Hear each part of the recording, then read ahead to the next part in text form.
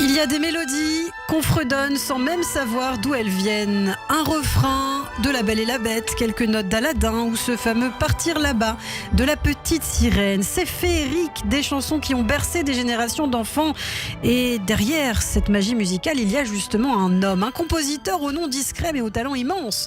Alan Menken. On en parle ce matin avec vous, Caroline Amouyal, dans Ce que le monde doit aux Juifs. Bonjour. Et oui, bonjour Ilana. Tout en musique ce matin, on s'intéresse à un homme dont justement la musique a façonné l'univers de Disney à partir des années 90.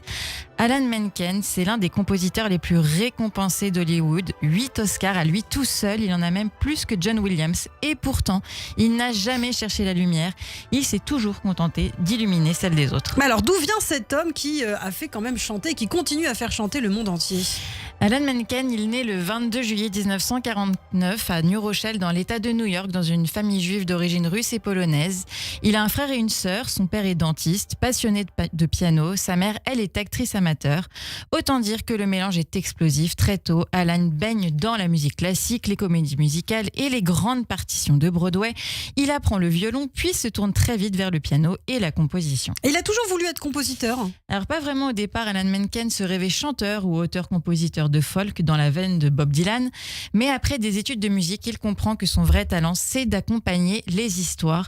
Il commence alors à écrire pour le théâtre musical et en 1979, il fait une rencontre décisive, Howard Ashman, un parolier avec qui il va former un duo magique. Ah oui, le duo à l'origine de La Petite Sirène. Et oui, exactement. En 1982, il crée d'abord la Petite Boutique des Horreurs, qui séduit à Broadway.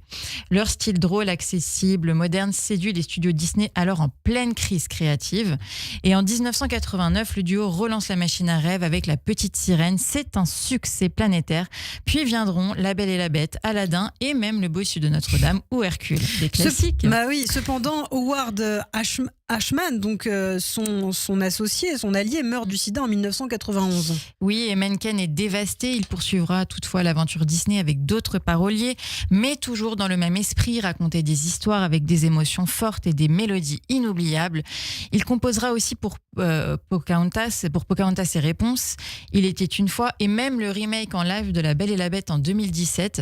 Alan Menken, c'est la bande son de notre enfance et de celle de nos enfants. Absolument. Alors, et sur le plan personnel, parce que donc on ne l'a pas encore dit, Alan Menken est juif, il est né dans une famille juive. Quel est son rapport au judaïsme et à Israël ?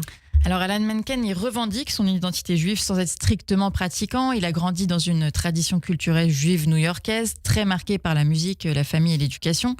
Et dans plusieurs interviews, il parle de la valeur du tikkun olam qu'il applique à sa façon, en offrant beauté et sens à travers la musique.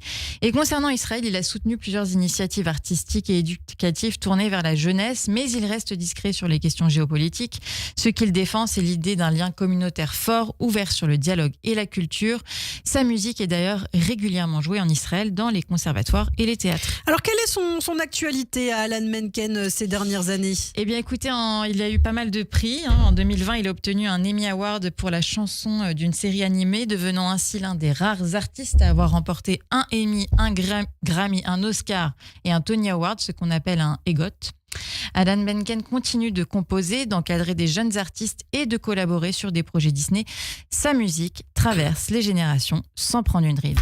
C'est magnifique. Et d'ailleurs, il était, je crois, il y a quelques temps dans l'émission C'est à vous, voilà, sur France 5. Et il a pu, au piano, émerveiller, je crois, l'animatrice et les chroniqueurs. On va peut-être justement écouter un petit bout. Merci beaucoup, Caroline, Merci, pour ce portrait musical et inspirant. Ça nous ramène en enfance.